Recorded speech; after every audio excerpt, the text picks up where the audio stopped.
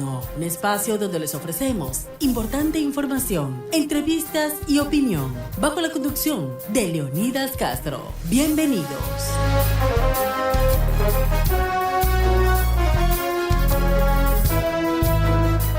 Buenas noches, bienvenidos, gracias por estar con nosotros en este lunes 9 de marzo del 2026, empezando una semana más de labores. Por supuesto, agradecer a quienes están en sintonía de Radio I-99 y este es su programa Diálogo Nocturno. Soy Leonidas Castro, gracias por estar con nosotros, a quienes están en 98.1 FM y también a través de nuestras plataformas digitales. Novedades, informaciones que se han registrado en las últimas horas en lo que tiene que ver acá en el puerto principal, pues novedades este fin de semana. Hubo varias actividades. El presidente Daniel Noboa estuvo en esta cumbre del Escudo de las Américas, justamente allá en la Florida, con el presidente Donald Trump, 12 mandatarios de la región y por supuesto el compromiso de combatir y exterminar lo que es el narcotráfico en la región, disminuirlo, combatirlo de frente, ha dicho el presidente Donald Trump, y también estaba allí ya el acuerdo justamente que se firmaba con todas las naciones para interponer todas las acciones necesarias, coordinadas del aparataje de la estructura militar de Estados Unidos para combatir el narcotráfico, el narcoterrorismo, y por supuesto era el compromiso. El presidente Daniel Noboa, pues hoy justamente que tenía varias entrevistas en la mañana y también a media jornada con una cadena internacional de Univisión, pues daba más detalles de lo que ha significado esta reunión tan importante para el Ecuador, de lo que es la lucha contra el crimen organizado. Parte de las actividades que se han realizado, pues, y que sin lugar a dudas hay expectativa de lo que va a ocurrir desde el 15 de marzo, donde va a haber un toque de queda en el Ecuador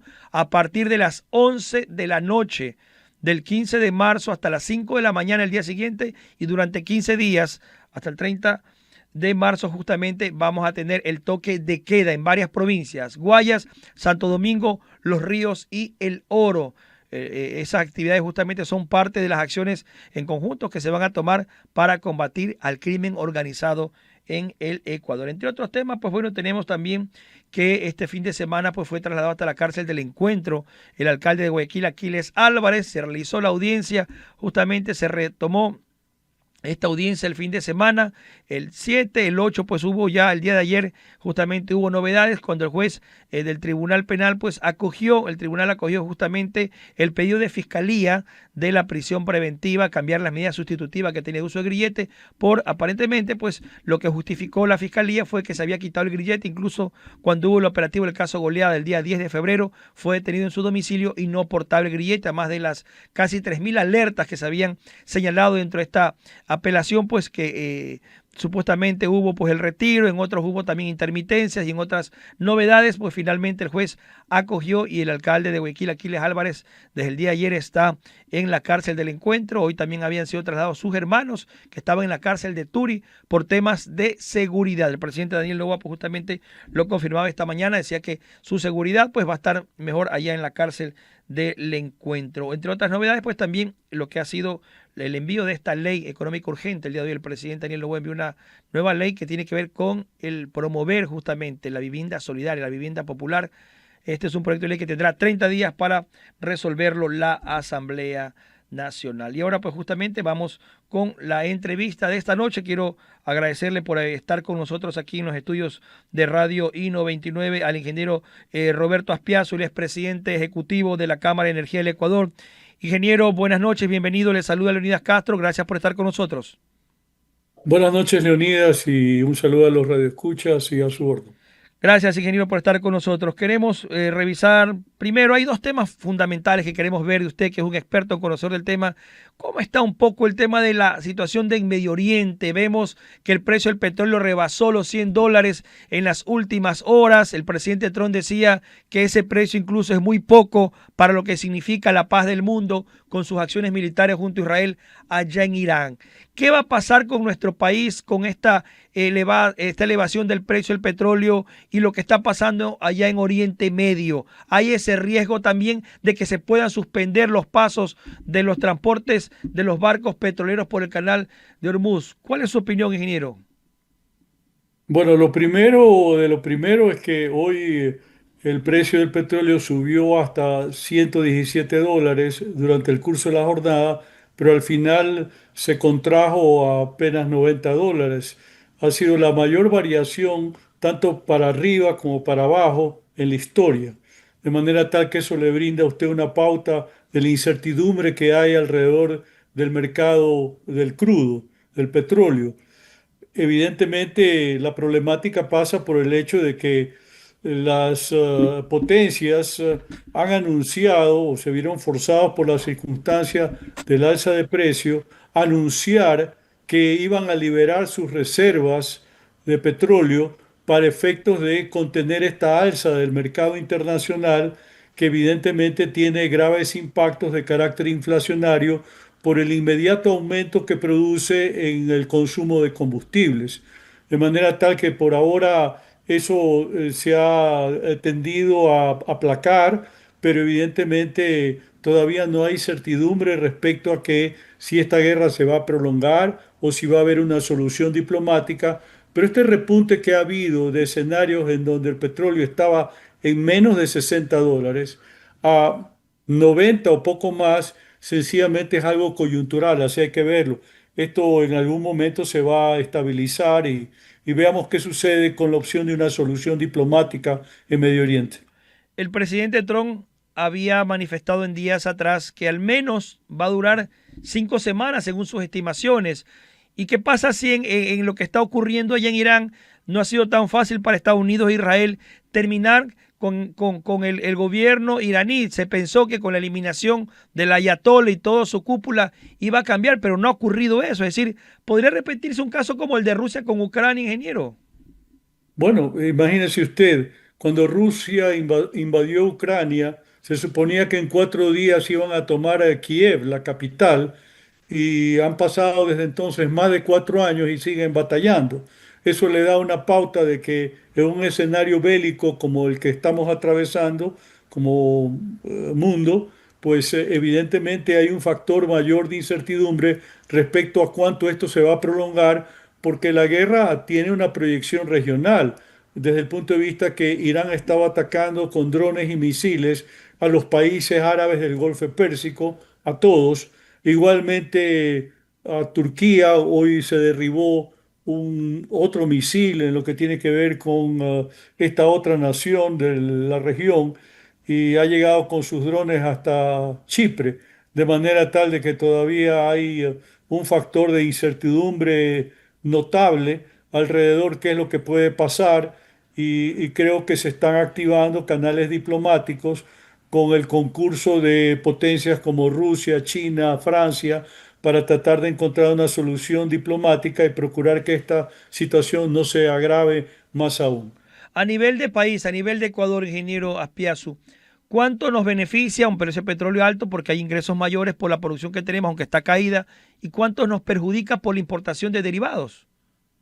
Evidentemente, en el cruce de cuentas, digamos que hay al menos alguna reserva sobre el particular, porque no estamos en condición de aumentar la producción de crudo, que tiende ligeramente hacia la baja en este momento. No va a haber un repunte inmediatamente, de forma tal que pensar en aprovechar el alto precio del petróleo es relativo, ¿no? Por decirle, para que tenga una referencia, cuando nosotros estamos con el petróleo alrededor de $60 por barril, importar barriles de derivados costaba en promedio $97, de forma tal de que ahí hay un inconveniente, porque como estamos refinando menos, tendemos a exportar más crudo, pero a la vez tenemos que importar más derivados y en el cruce de cuentas, de pronto el saldo no es a favor, sino en contra, o por lo menos el margen se reduce considerablemente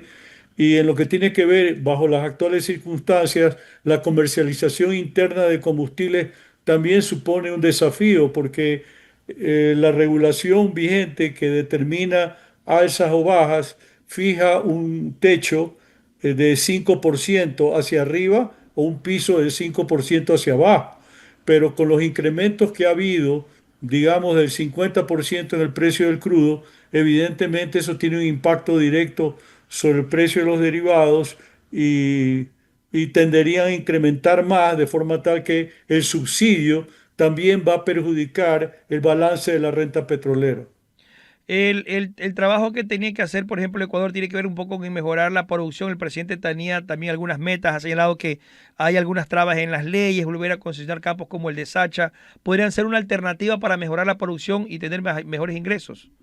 Sí, sin duda creo que este es el momento para trabajar una reforma a la ley de hidrocarburos que data de hace más de medio siglo, que ha sido reformada en distintos momentos, pero de manera integral, evidentemente tiene fallos, vacíos, hay aspectos que no están claros, como aquello de que si se puede licitar los bloques que en este momento están en producción por parte de Petroecuador. Hay una controversia legal sobre esto, está permitido o no, y evidentemente hay que avanzar en la línea también de llevar a licitación no solamente Campo Sacha, sino otros bloques como el 1667 Extrasol y otros que en producción tienen el inconveniente de que Petroecuador no está en la capacidad de realizar las inversiones que se requieren para sostener y más aún incrementar la producción, que, como mencionaba hace un momento, tiende a un continuo declive que viene desde hace 12 años a la fecha. La última vez que tuvimos un repunte en la producción petrolera fue en 2014. Desde entonces la producción prácticamente ha venido declinando paulatinamente y pasando de 563.000 barriles por día a 470.000 en la actualidad, y con el inconveniente que el año pasado, debido a la interrupción del oleoducto, de los oleoductos, en realidad, tanto el SOTE como el OCP, determinó que en el mes de julio, que estuvo prácticamente todo el mes paralizado como consecuencia del inconveniente de la erosión regresiva del río Coca, significó que frente a un promedio en 2024 de 375.000 barriles, en 2025 se redujo a 340.000 por esta circunstancia, porque en condiciones normales el promedio probablemente hubiera estado más alrededor de lo que estamos produciendo ahora, una pequeña declinación en alrededor de 370.000 barriles. Ingeniero, vamos a otro tema. Quiero preguntarle también un Perdón, pero poco. me estoy refiriendo a Sí, la producción de Petroecuador. correcto, Debo correcto. aclarar, porque a eso hay que sumarle cerca de 100.000 barriles de la producción de los privados. Entonces, la evolución ha sido de 475.000 barriles por día en 2024 a 470.000 en la actualidad. Ingeniero, correcto. Vamos al tema de Ecuador-Colombia, esta famosa tasa de seguridad. Los empresarios señalan que ha afectado a la industria, al comercio. Sin embargo, el presidente Noboa decía hoy justamente en una entrevista que tenía en horas de la mañana, pues más bien dice que se ha equilibrado el tema de la balanza comercial, que nos ha ido mejor en el índice comparativo con relación al déficit de la balanza del año pasado con relación a este año. Y pues plantea de que mientras Colombia no dé señales del acuerdo, uno de ellos que planteaba incluso también era aquello que se nos vendió a 28 centavos de dólar el kilovatio el año pasado cuando tuvimos la crisis del 2024, perdón, justamente mientras que nosotros a Colombia se lo vendimos en años anteriores, 2017, a menos de 10 centavos, es decir, había también otros compromisos que Colombia no ha cumplido el gobierno del presidente Petro, y el tema de seguridad es el tope. ¿Cómo ve usted esto? ¿Nos perjudica, nos favorece en la parte de la economía? Yo pienso que aplicar un arancel de 50% apelando a razones de seguridad en el tiempo se va a tornar insostenible, porque no tengo la menor duda de que eso afecta el comercio binacional, porque Colombia obviamente tiende a aplicar una medida recíproca equivalente. Por otra parte, en el tema de seguridad, cuando el presidente Petro llegó al poder hace 4 años, uno de sus principales ejes de campaña y de discurso político fue la paz total. Abrir una negociación con los distintos grupos irregulares, empezando por el ELN, pero también la FARC, que como bien sabemos, a raíz de la paz de 2016, se fraccionó en algunos grupos irregulares, muchos de los cuales están presentes en los estados de Nariño y Putumayo, que son colindantes con Ecuador, de manera tal que allí hay un problema de fondo alrededor del fracaso de la política de paz total del presidente Petro, porque finalmente el resultado ha sido cero. Y en definitiva, eh, los cultivos de coca que había cuando él empezó en su mandato presidencial, se han más que duplicado a la presente fecha, lo cual da cuenta de que ese programa de paz terminó siendo un fracaso. Y bueno, yo creo que en este momento estamos abocados a las circunstancias de una transición política en Colombia. Va a haber una elección presidencial en cuestión de semanas y ya veremos cuál va a ser el desenlace. De acuerdo al resultado de la elección, tanto del Senado como de la Cámara Baja, todo hace presumir que la izquierda está fuerte, es la fuerza número uno del país, pero al tiempo el centro y la derecha son mayoría, tanto en el Senado como en la Cámara Baja, de acuerdo al resultado. Entonces, es un poco la previsión sobre un escenario de segunda vuelta en donde va a haber una concentración del voto alrededor de estas grandes tendencias. Ingeniero, el presidente de la República, Daniel Noboa, decía que, bueno, ante esta situación hay otros mercados que podrían el Ecuador conseguir los productos de Colombia, que no todos son de exclusividad de Colombia. Incluso hablaba de China, de algunos de productos que supuestamente llegaban de China a Colombia, Colombia los envasaba y los vendía a Ecuador. Él decía que podría ocurrir hacer lo mismo, que en vez de que vaya a Colombia el producto chino, venga directo a Ecuador y un poco mermar algunos productos que son los que les compramos a Colombia.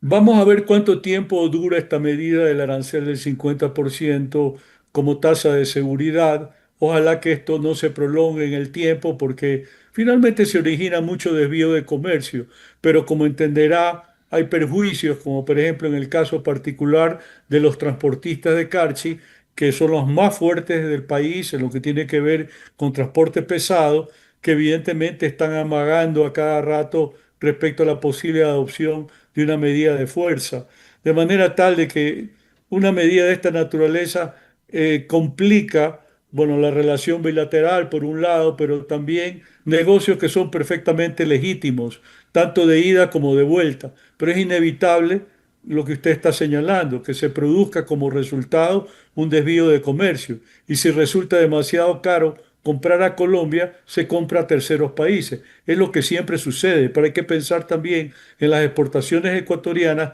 que pierden mercado en Colombia, que a su vez va a generar también una situación de desvío de comercio, de manera tal que estamos en un escenario en donde gravita esto de, en vez de ganar, ganar, también hay un perder, perder. Correcto. Y mientras tanto, el comercio también en la frontera se ve un poco afectado porque ese tránsito libre que había en los productos de Ecuador hacia Colombia, vía terrestre, está suspendido, no se puede ingresar. Entendemos que hay productos como el camarón, banano, todo eso está paralizado.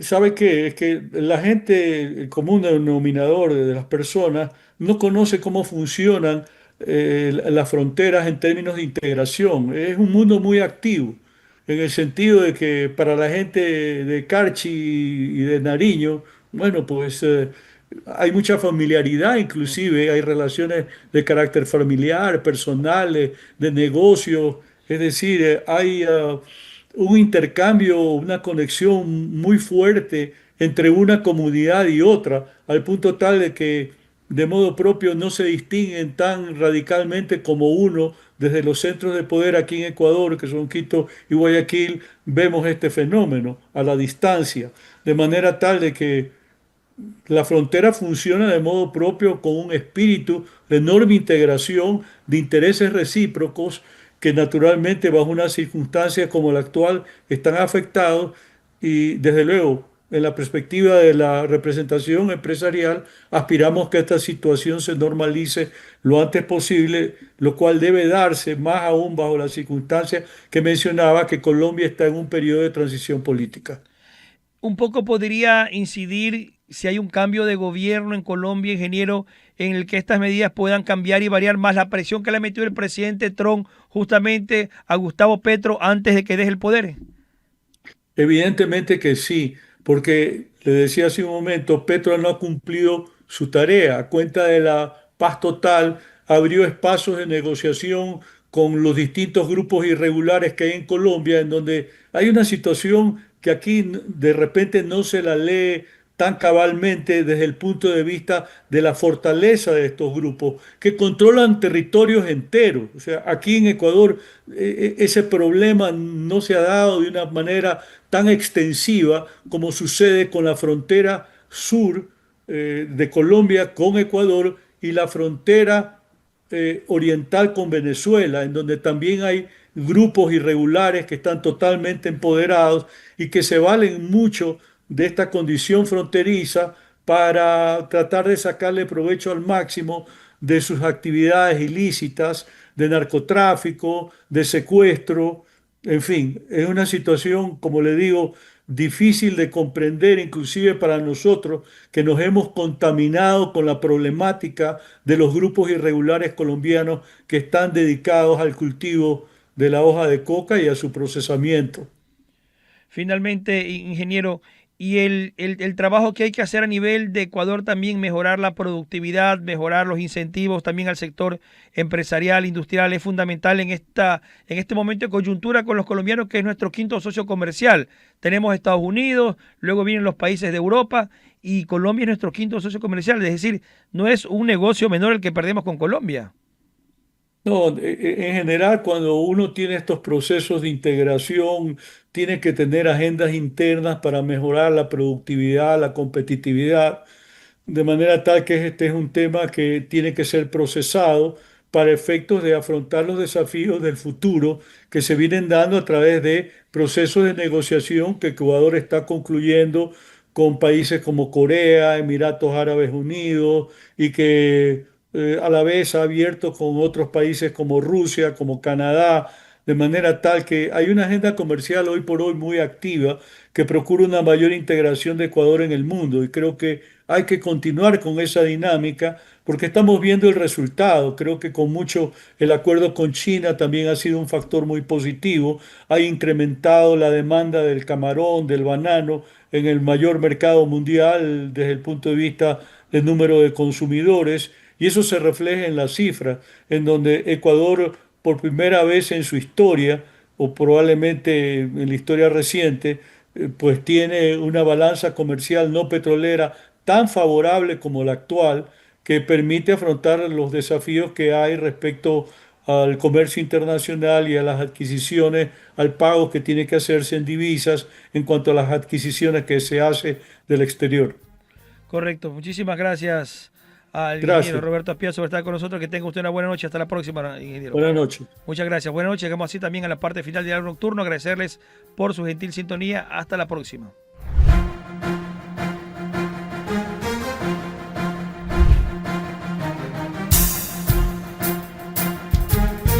Y 99 presentó Diálogo Nocturno. Hasta la próxima.